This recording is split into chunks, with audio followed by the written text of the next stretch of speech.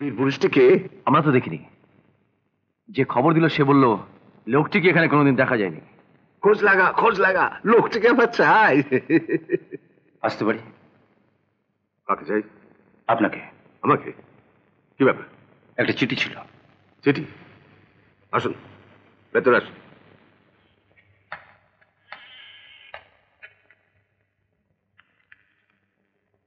আপনি চিঠিটা পড়ুন, আমি একটু আসছি।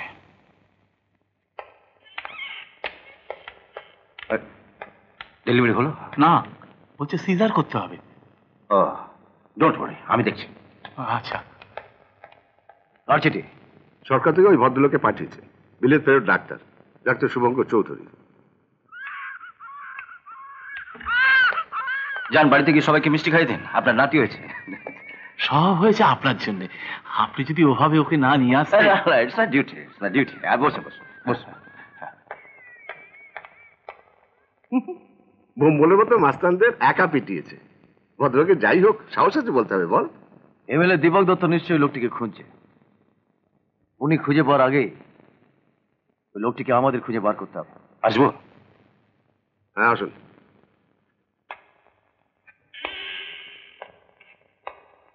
চিঠিটা পড়েছে, আপনি একটু দাঁড়ান, এদের সঙ্গে কয়েকটা জরুরি কথা বললি। শোনো না। এক্সকিউজ মি, একটা কথা বলবো? আপনাকে বললাম না একটু অপেক্ষা করুন? ঠিক আছে, যা বলার তাড়াতাড়ি বলুন। এলা কারা? কেন? না মানে আমি আপনার ঘরে ঢোকার সময় ভাবছিলাম যে হাসপাতালের সুপারিনটেন্ডেন্টের ঘর ভেবে ভুল করে আমি কোনো পাড়ার ক্লাব ঘরে ঢুকে পড়ছি না তো? শুনুন, এরা হলো হাসপাতালের স্টাফ নিশ্চয় নয়। ডক্টর চৌধুরী, আপনি কিন্তু এখনো অফিসিয়ালি এই হাসপাতালে জয়েন করেননি। এর মধ্যেই জয়েন করলে এত কথা আমি বলতাম না, অনেক আগে এদের ঘাট ধরে বার করে দিতাম। কি বললেন? আপনি জানেন এরা কারা? জানার কোনো প্রয়োজন আছে বলে আমি মনে করি না। আপনি আমাকে চেনেন? তোমাকে ঠিক না চিনলেও এটা আমি জানি যে সব পাড়াতেই তোমাদের মতন কিছু উঠতি মাস্তান থাকে, আর এনার মতো সমাজসেবীরা যাদের নিজের স্বার্থে ব্যবহার করেন। ডক্টর চৌধুরী, আপনি কিন্তু আপনার অধিকারের সীমা ছাড়িয়ে যাচ্ছেন। আপনার আশকারা পেয়ে যদি পাড়ার রকের সীমা ছাড়িয়ে হাসপাতালে চেয়ার দখল করে আড্ডা মারতে পারে। কি বললেন? এখনো তেমন কিছু বলিনি। ভালো ভালো হাসপাতাল ছেড়ে চলে যাও, নইলে কি করবেন? নইলে তোমাকে মেরে হাসপাতালের বেডে শুয়ে রাখবো। দাদা, কি কথা ফিরিয়ে নিতে বলুন, নইলে। আরে রাগিস না। উনি নতুন এসেছেন, তোদের ওজনটা ঠিক বুঝতে পারছেন না। যা পারি। যাচ্ছি, তবে একে আমি দেখে নেব। চল, তোমায় কিন্তু আমি ছাড়বো না। এটা না, রাত্রে বাড়িতে আসিস, আর ওই ভদ্রের খবরটা নিতে ভুলিস না যেন। বসুন। এখানে নতুন এসেছেন, কোথায় এদের মতন ইয়াং ছেলেদের হাতে রাখবেন তা নয়। পরিষ্কার হাতে আমি ময়লা জিনিস রাখতে চাই না, আর তাছাড়া নিজের হাতের উপর আমার অগাধ বিশ্বাস। আমি শুনেছি আপনার ময়লা ঘাটার অভ্যেস আছে, আপনি বরং ওদের হাতে রাখুন। ডাক্তার, এটা কলকাতা নয়, ওদের নিয়ে আপনাকে চলতে হবে। যা কিছু করার আমি একাই করি। এই হাসপাতালে আসার আগে ওই এমএলএর পোশাক গুন্ডাদের আমি একাই পিটিয়েছি। ও, আপনি তাহলে? যার খোঁজে আপনার ছেলেদের পাঠালেন। নিন, ডিউটিটা বুঝিয়ে দিন।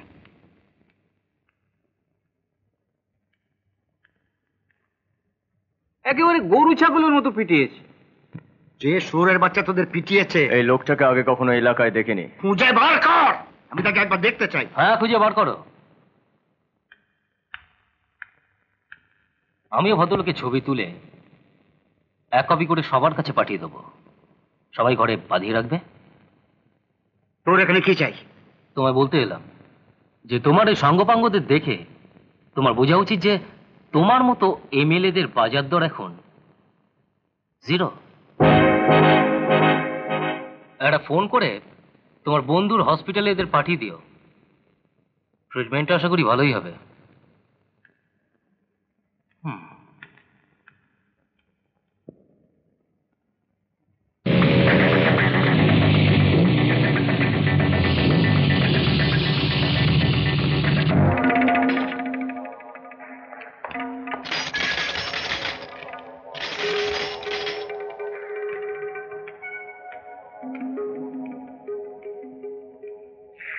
এই বাড়িতে কবে এসছেন?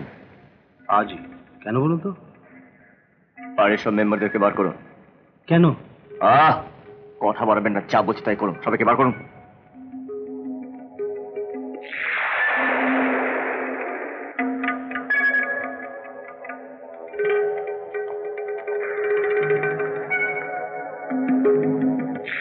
বাস এই কজন, আর কেউ নেই?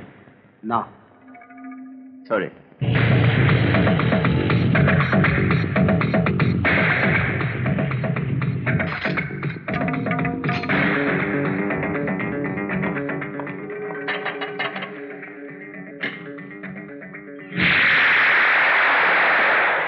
বাড়িতে কে কে আছে বার করুন।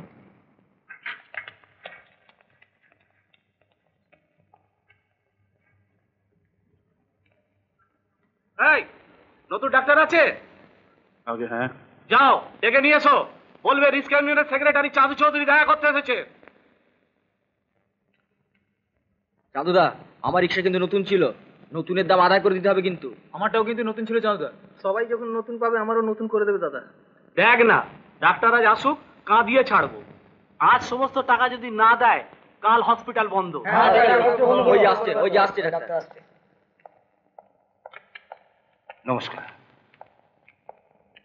আমার নাম চাঁদু চৌধুরী, আমি রিস্ক ইউনিয়ন সেক্রেটারি। ও, ভালোই হয়েছে আপনি এসেছেন, নইলে আমাকেই আপনার কাছে যেতে হতো।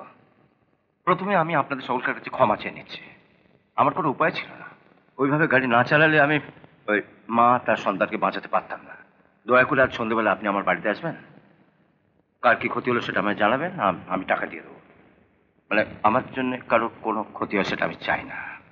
আমিও ক্ষমা চেয়ে নিচ্ছি আপনার কাছ থেকে, এদের এনেছি বলে। আমি যদি জানতাম আপনি এত ভালো লোক, আমি নিজেই চলে আসতাম। দয়া করে যদি আপনার একটু ঠিকানাটা বলেন। খুঁজেই পেলি না? ও শালা নিশ্চয়ই এই এলাকার লোক নয়। দেখ, ফেস্টুন তোলা নিয়ে তো মুখে চুনকালি মারতে হলো। প্যান্ডেলে আর ঠাকুরে উত্তরপাড়াকে একদম শুইয়ে দিতে হবে। গ্রামের লোকের কাছে তবে যদি কিছুটা মান বাঁচে। দেখি কতটা কি করা যায়। দেখিবে কি কিরে? 12 হাত প্রতিমা, চন্দননগরের লাইট, ভাসানে আমার 7টা ব্যাংক পানি চাই। কিন্তু তাতে তো বাজেট অনেক বেড়ে যাবে। বাড়লে বাড়বে। কিন্তু এত টাকা পাবো কোথায়? অবগতা মানে পুজোটা কি আমাদের জন্য করছে নাকি? জনসাধারণের পুজো, জনসাধারণকে চাঁদা দিতে হবে। একটা কথা মনে রাখিস, দক্ষিণ পাড়ার কাছে আমাদের হারা চলবে না, আমাদের জিততে হবে। ফেস্টুন তোলার ব্যাপারে আমরা তো জিতেই গেছি।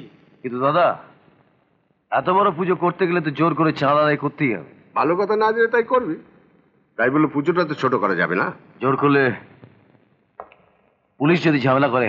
ওর জন্য কিছু ভাবিস না, অফিসারের সঙ্গে আমার কথা হয়ে গেছে। যা চাঁদা উঠবে তার 15% ওকে দিলেই হবে। তাহলে কাল থেকে বেরিয়ে পড়ি। হ্যাঁ, বাড়ি বাড়ি ঘুরে পরে চাঁদা আদায় করবে। প্রথমেই ঝাঁপিয়ে পড় বাজারের ওপর। দক্ষিণ পাড়ারা বাজারের উপর ঝাঁপিয়ে পড়ার আগেই তোরা কাজটা শেষ করে ফেল।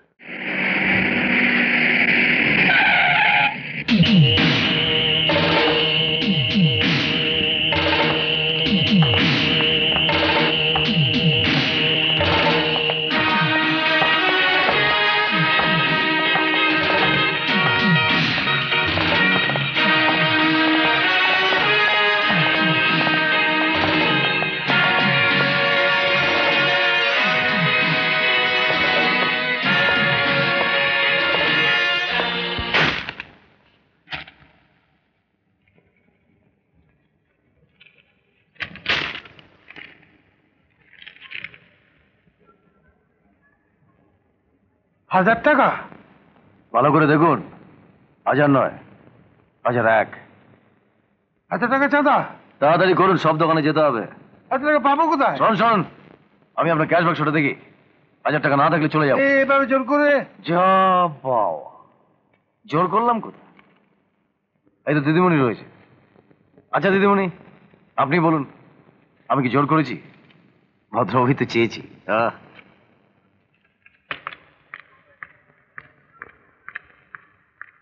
টাকাটা দিন, নইলে ওরা কিন্তু ভেতরে ঢুকে আসবে।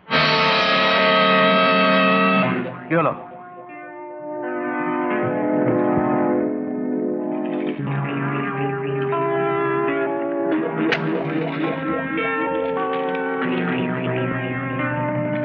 ঠিক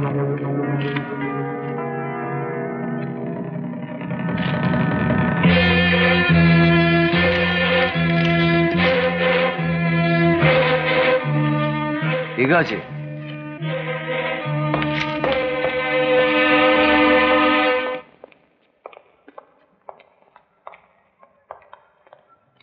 বার করুন। 16। তুমি এই গ্রামে প্রথম এসেছো বুঝি? হ্যাঁ। তাই আগে তোমাকে দেখিনি। কি চাই ভাই তোমাদের? পুজোর চাঁদা।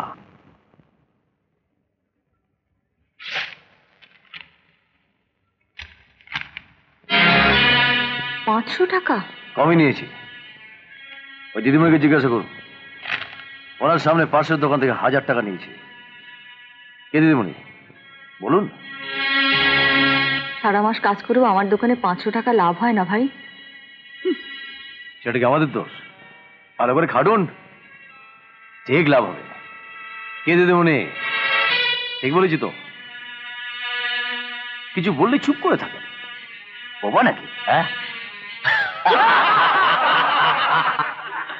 সামনে পুজো আসছে, আমি গ্রামের কত বাচ্চাকে আমার তৈরি পোশাক পরিয়ে দেবো, কিন্তু বিশ্বাস করো ভাই, টাকার অভাবে নিজের মেয়েটার জন্য একটা ফ্রকও করে দিতে পারিনি। ঠিক আছে ঠিক আছে, অষ্টমীর দিন রাতে আপনার মেয়েকে নিয়ে আমাদের প্যান্ডেলে চলে আসবেন। সেদিন আমরা ওনাদের বস্ত্র বিতরণ করব। আপনার মেয়ের জন্য একটা নিয়ে যাবেন। এখন টাকাটা চাউন তো। বিশ্বাস করো, ন্যাকা কান্না কাঁদবে না, টাকাটা দেন। একা কান্না নয় ভাই, দেখে নিশ্চয়ই বুঝতে পারছো ওর স্বামী নেই, এই দোকান থেকে ওকে সংসার চালাতে হয়। তোমরা চাঁদা তুলতে এসছো, নিশ্চয়ই দেবো, কিন্তু 500 টাকা কেটে 10 টাকা করে দাও ভাই। 10 টাকা ভিক্ষে দিচ্ছেন নাকি? আমার যেমন ক্ষমতা। তাহলে আমার ক্ষমতা একবার দেখুন। তাই দেবো, মেশিন তুলে নিয়ে গিয়ে জিবে রাখ।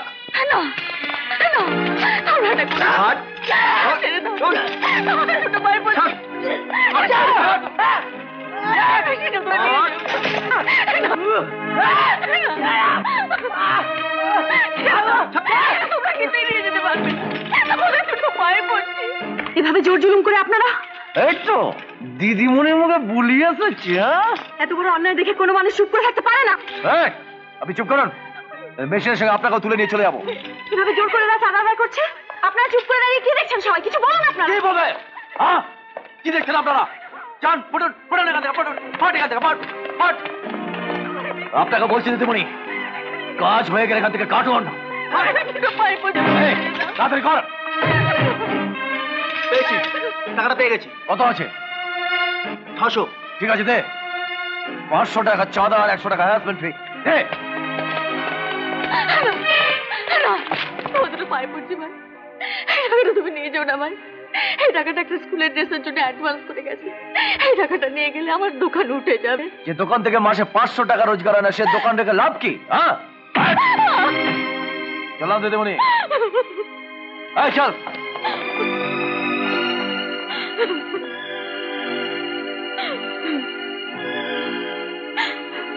কেঁদে কোনো লাভ নেই, আমার সঙ্গে চলুন। কোথায়? থানায়। তুমি এখানে নতুন এসছো, তাই এদেরকে চেনো না। তাছাড়া থানার মদত না পেলে এভাবে জোর করে চাঁদা তুলতে পারি? ঠিক আছে চলুন না। না ভাই, আপনি আমার সঙ্গে থানায় চলুন, এই অন্যায়ের প্রতিবাদ করা দরকার। ওরা যদি জানতে পারে মেশিনটাও তুলে নিয়ে যাবে। এত ভয় পেলে চলবে না, চলুন। আমি বলছি আপনারা চলুন, চাঁদার বিলটা সঙ্গে নিন। এবার ভাসানে যাবো তো রানাদা? কি গো রানাদা, কিছু বললি না যে? ছেলেদের মধ্যে তুই গিয়ে কি করবি? কেন, দক্ষিণ পাড়া চায়ের দোকানের ওই তপনদার বোন, ওই সময় তো ওদের ভাসানে যাবে। ঠিক আছে, ওকে লে যাবি। আপনি যা যা অভিযোগ করছেন তার প্রমাণ আছে? আপনার হাতে দেওয়া 500 টাকার বিলটাই তো সবচেয়ে বড় প্রমাণ। না না ম্যাডাম, এতে করে প্রমাণ হয় না যে রানা জোর করে ওনার দোকান থেকে মেশিনটা তুলে নিয়ে যেতে চাইছিল। 500 টাকা দিতে রাজি হয়নি বলেই তো ওরা 500 টাকা চাইতেই পারে, দেওয়া না দেওয়াটা যিনি দিচ্ছেন তার উপর নির্ভর করছে। আমি 500 টাকা দিতে পারবো না বলাতেই ওরা মেশিনটা ধরে টানাটানি শুরু করলো। তারপর মেশিনে ডয়ারে রাখা 600 টাকা নিয়ে ওরা চলে যায়। আমি বুঝতে পারছি, কিন্তু আইন তো আপনার মুখের কথা বিশ্বাস করবে না, প্রমাণ চাইবে। অদ্ভুত, এসবের প্রমাণ রাখতে গেলে তো আমাদের ক্যামেরা হাতে নিয়ে ঘুরে বেড়াতে হবে। আপনি মিছেই রেগে যাচ্ছেন, নির্দিষ্ট প্রমাণ ছাড়া তো আমরা কাউকে অ্যারেস্ট করতে পারি না। এক হাত লোকের মধ্যে প্রত্যেকটা দোকানে ঢুকে ওরা জোর জুলুম করে চাঁদা আদায় করেছে। কি করে বুঝবো বলুন? কেউ তো আর নালিশ জানাতে আসেনি। হয়তো ভয়ে আসেনি। আপনি প্লিজ আমাদের সঙ্গে একবার চলুন আর সব দোকানে ঘুরে ঘুরে জিজ্ঞেস করুন। আমি বলছি না আমি যাচ্ছি, কোনো লাভ হবে বলে মনে হয় না।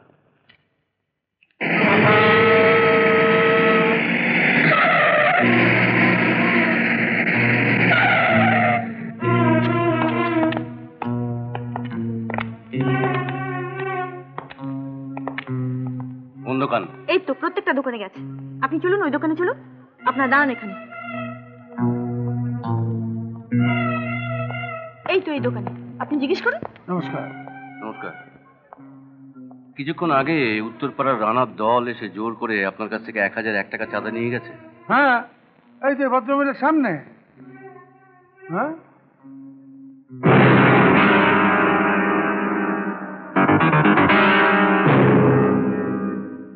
বলুন। হ্যাঁ, চাঁদার জন্য এসেছি। কত দিয়েছেন ওদের? ওই তো সামনে 1001 টাকা বিল কেটে দিয়েছিল। তা আমি হাত দুটো চেপে ধরে বললাম, বাজার বড্ড মন্দা, 25 টাকা না। মিথ্যে কথা, উনি মিথ্যে কথা বলছেন। ওনার কথা শেষ করতে দিন। আপনি যখন বললেন 25 টাকা রাখো, রানা তখন কি বললো? জ্ঞান শুরু করলো, নিতে কি চায়? বললে একটু বাড়িয়ে দিন দাদা। শেষ পর্যন্ত কত দিলেন? ওই তো সামনে 51। কেন মিথ্যে কথা বলছেন?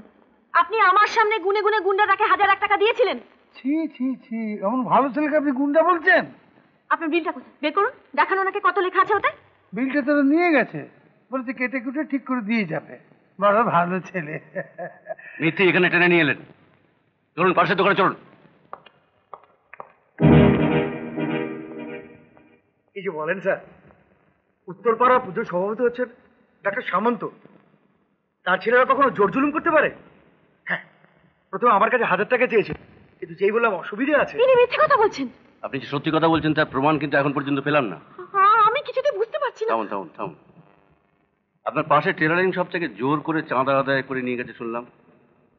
আপনি এ ব্যাপারে কিছু জানেন? না, এমন কিছু ঘটনা ঘটলে একটা বিরাট হইচই হতো। কিছুই তো শুনিনি। মিথ্যে বলছেন আপনি। আমি আপনাকে দেখেছি এই দোকানের সামনে লোকের ভিড়ে জড়সড় হয়ে দাঁড়িয়ে আছেন আপনি। শুনুন কথা, স্যারের মতো আমার সতরাগী অফিসার থানায় থাকতে আমরা ভয় পাবো কেন? বিশ্বাস করুন, আপনি বিশ্বাস করুন, এরা সবাই সবাই মিথ্যে কথা বলছে। আপনাকে বিশ্বাস করতে পারলে আমি খুশি হতাম।